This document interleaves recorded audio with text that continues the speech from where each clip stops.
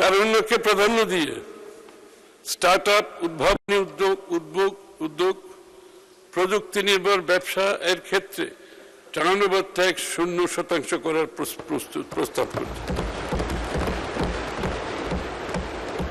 Start আপে কোনো turnover tax হবে না, থাকবে না।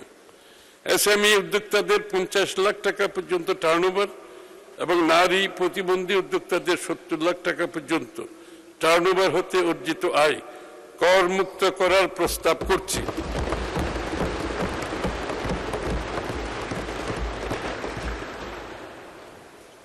বাংলাদেশ ইনভেস্টার্স হ্যাবেরে পরিণত হবে আমার মনে হচ্ছে ইনশাআল্লাহ।